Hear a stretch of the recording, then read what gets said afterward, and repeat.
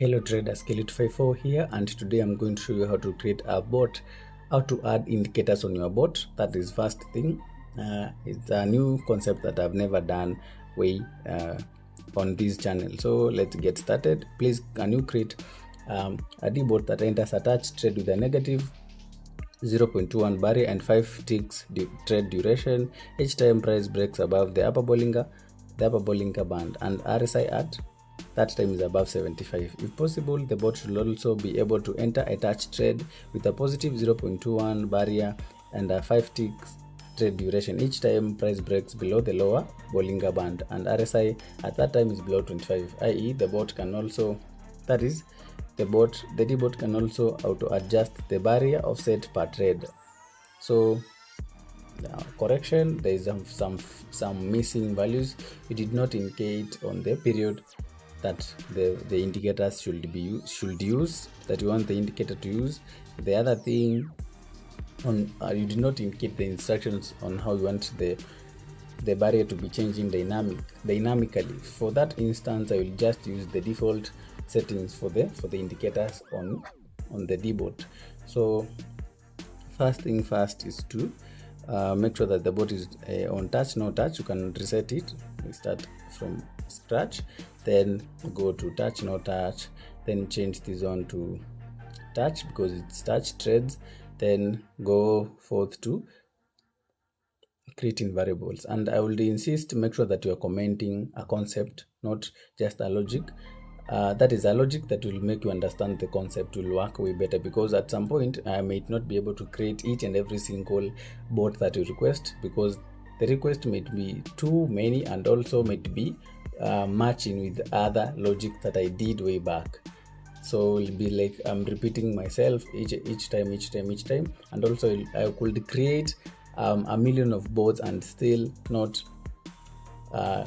help anyone, because you did not understand the concept. So you cannot change or alter your bot or create another bot from what you saw, because you did not understand why was that being done like this.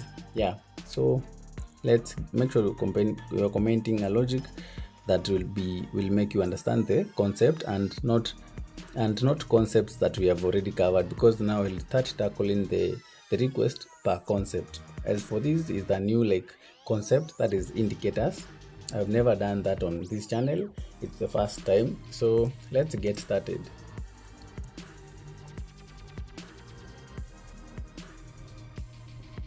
You need to create these variables. This is the RSI value, upper band,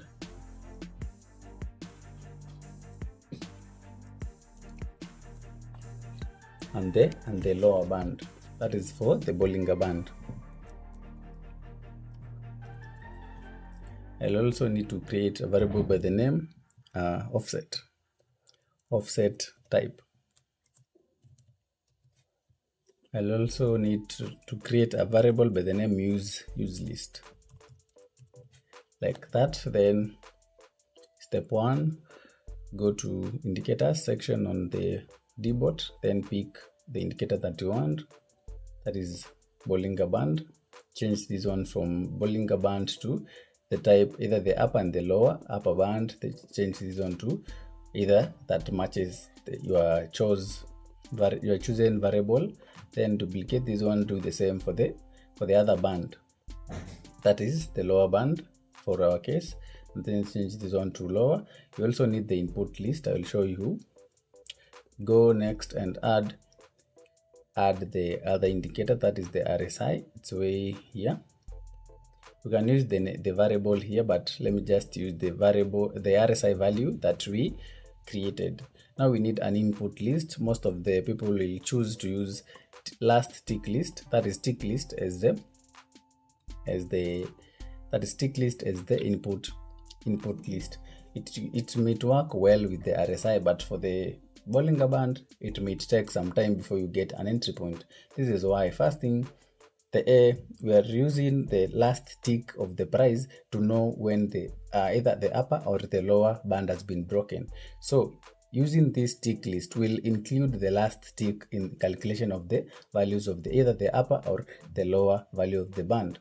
So What this indicates is like the upper band will be reacting very fast to the recent price data, ends using the last tick to get a point where the upper band has been broken will be almost impossible. This is because the RSI value, the upper value, will be now shifting as the price shifts immediately. It will shift immediately, the price shifts.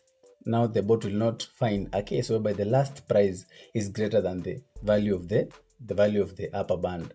It will be quite hard for the bot to find such entry. You can always try it out.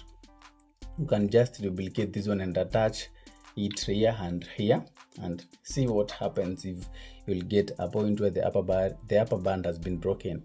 So the next thing is we need to create a list, our own input list, which I will call it use list. The use list, I will choose this one, list, then create a sub list from our tick list.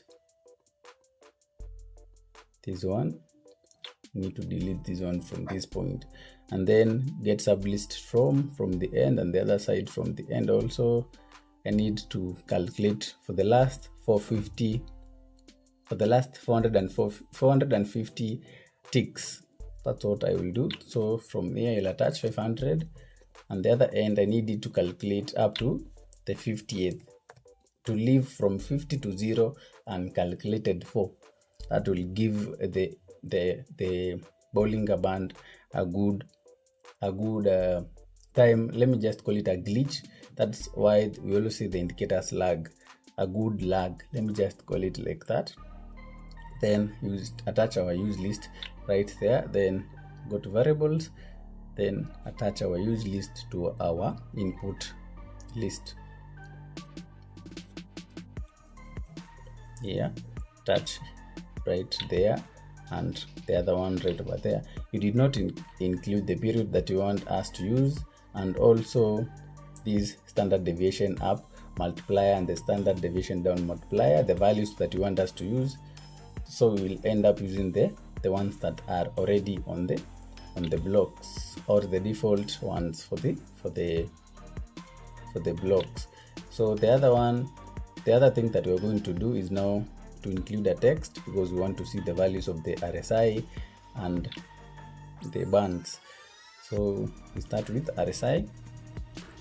RSI is equals, we attach the variable of the RSI. Then we go to upper band is equals, then do the same also. I've written the wrong with the upper.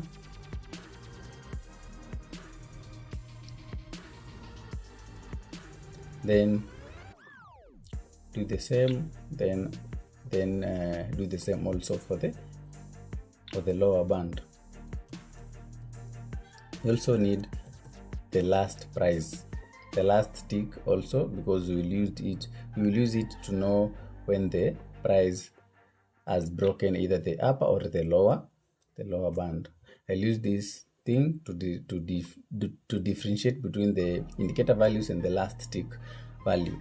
So go to variables, then you can pick the RSI value right over here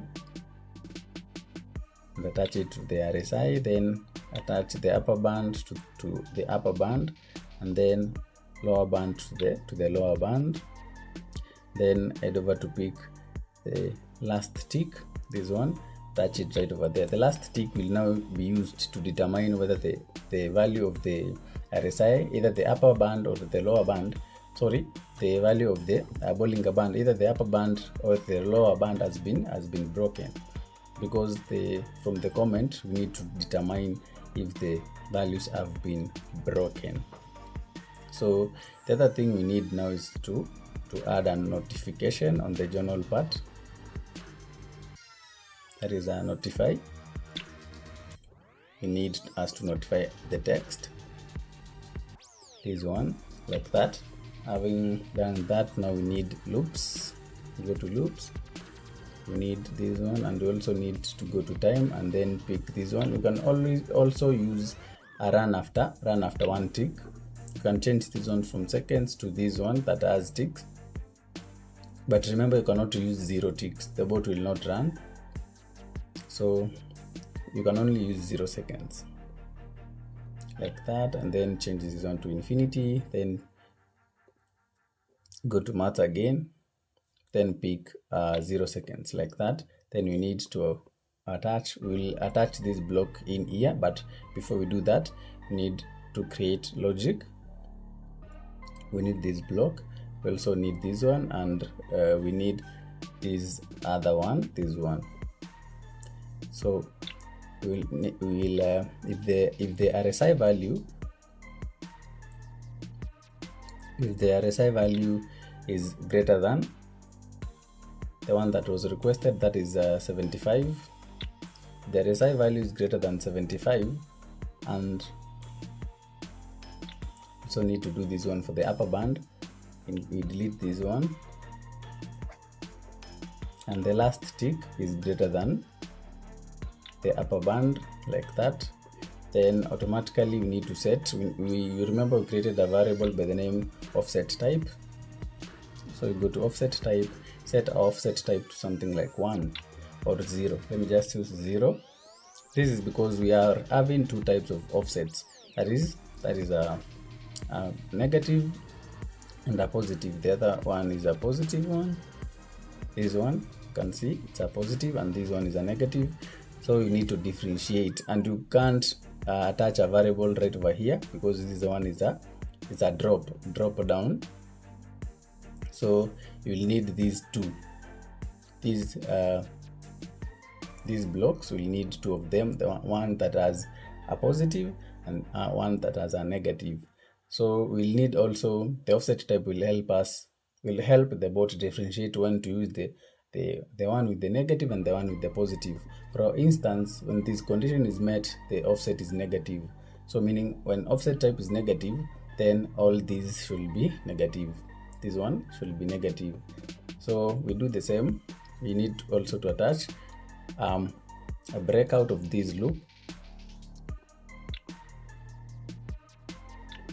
like that, and then change this one to something like 1, and then change this one RSI value is less than 25, and last tick is less than the lower band, meaning that the lower band has now been broken like that. Then break out of this loop, then attach this one right here.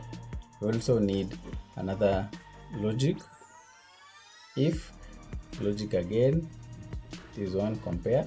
Then we need variables. If the offset type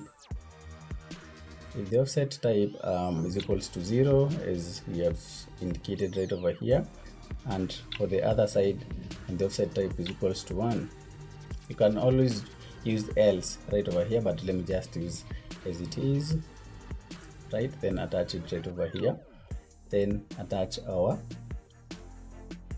block, this one at this end, then attach it right at here. Then we also need now to do this one, attach it right over there, set it to a negative offset 0.21, and duplicate this one and use it for the other end, that is a positive offset 0.21 like that. And then confirm ticks is 5, and the bot has already been completed. I know some people may come at me saying that you could have used the tick list right over here. You can try yourself and see if you'll get an entry point using the way I've set up the bot. So let's run the bot and see. Let me go to the journal part. You can see the RSI value is here, the upper band is here, the lower band, and also the actual price. So let's wait and see if we will get an entry. The moment that we get an entry, I will stop the bot and we confirm that our conditions have been met. So let me fast forward the video to at least see if we'll get an entry point.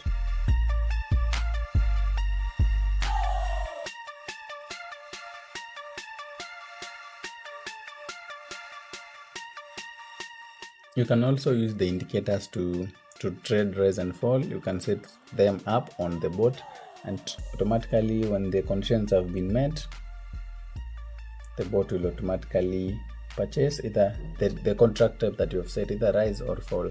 You can also use candlesticks to calculate these values of the RSI and the upper band and the lower band.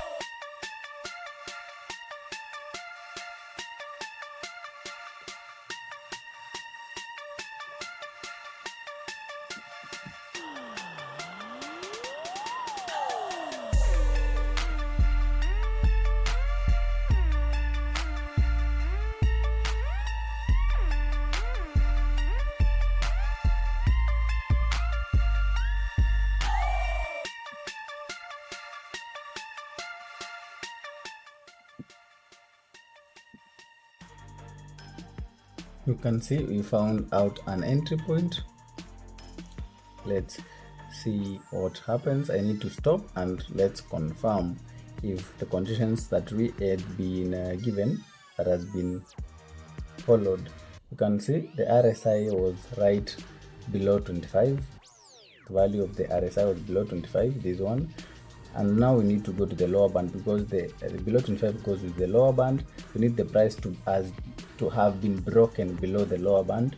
So if these conditions are in line, that is RSI below 25 and the lower band value is this one, that is 8362.14, that, and our price was 8361. Already you can clearly see that the lower band had been broken to the lower side. That's what the logic was meant to do. You can see it can take quite some time before you find out a good entry point. You can always adjust this one if you want it to calculate for more recent data.